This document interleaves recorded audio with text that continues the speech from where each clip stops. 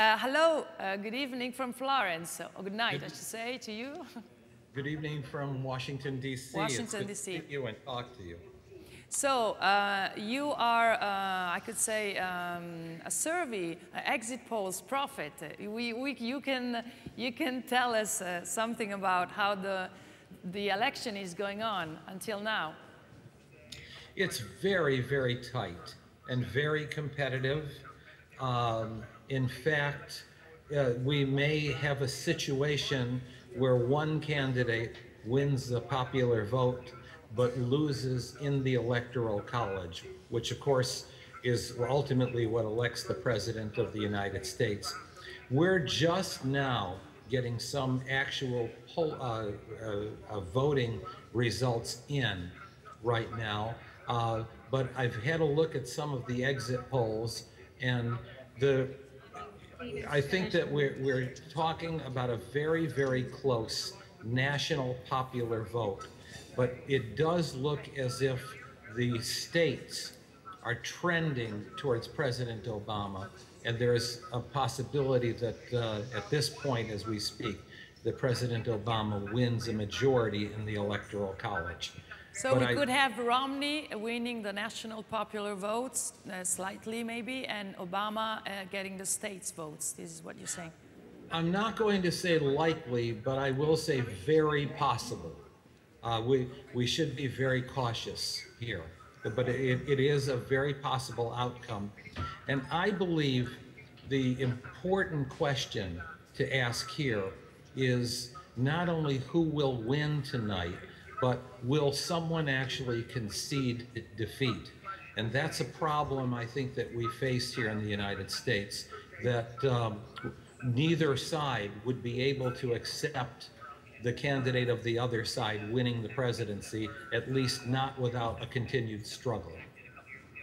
If I got it right, I mean, there is the risk, because of course, every time everyone wants to win, but I mean, you are saying that there is the candidate that doesn't win could not accept that the other won. That's correct. It could very well be because this country is so polarized, is so hostile, that even if Romney or Obama were personally inclined to say, okay, I accept the results of this election, I believe that I lost, I don't know that their followers would accept that. And so I fear that we may have election results in the courts for a while.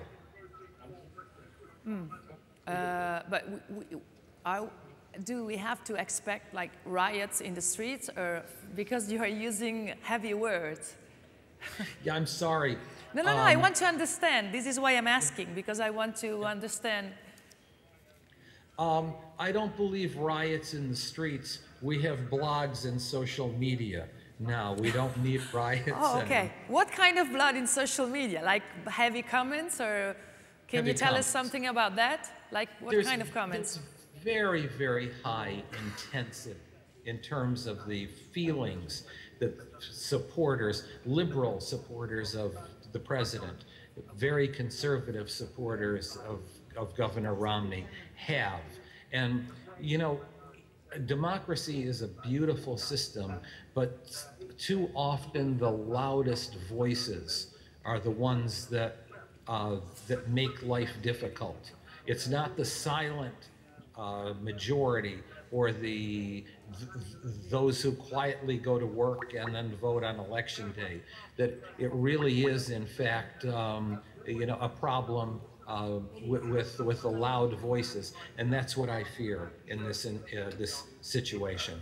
This election right now is too close to call, but I do believe at this moment that Barack Obama is closer to victory.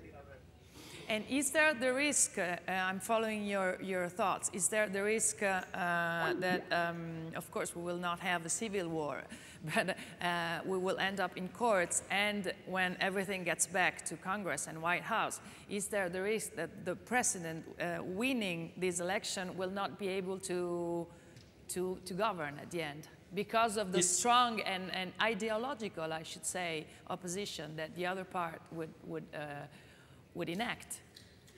That could very well happen, and it's not simply the president, but it's the members of Congress. Yeah.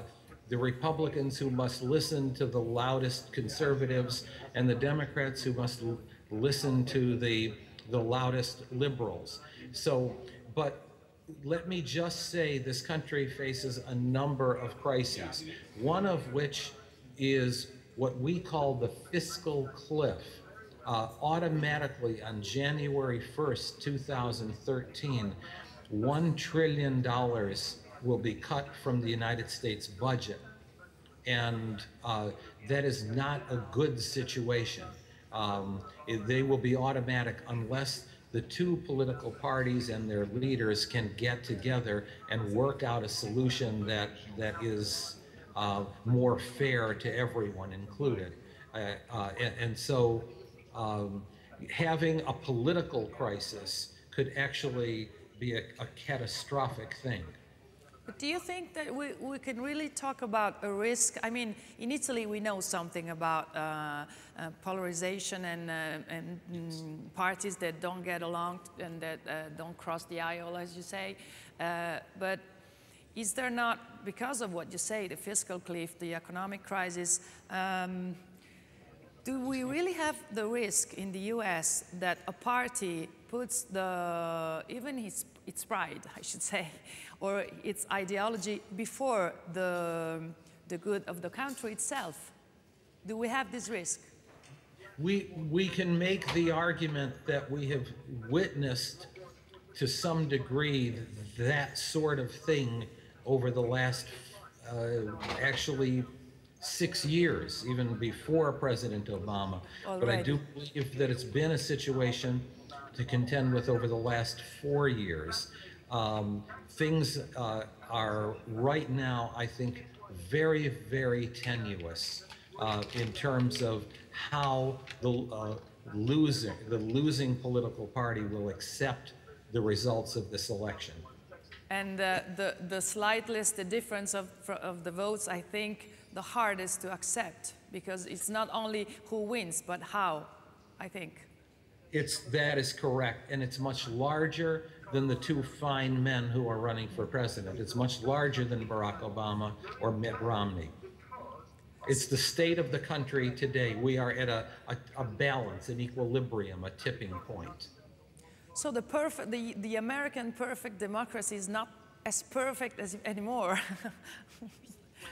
No, you never said that, but the world says it. No, and I agreed with you. A democracy is a wonderful system, but it can lead to these kinds of problems, and this is a cautionary story right now. And what would be your solution or your advice to get out of this political crisis?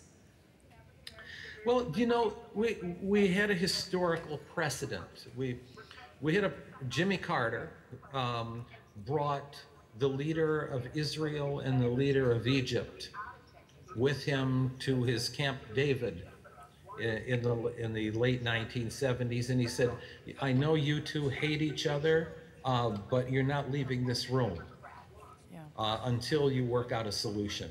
Believe me, if a president can do that with the leader of Israel and the leader of Egypt, that was the Camp David peace solution, then I believe a president of the United States needs to be empowered to do that to Democrats and Republicans.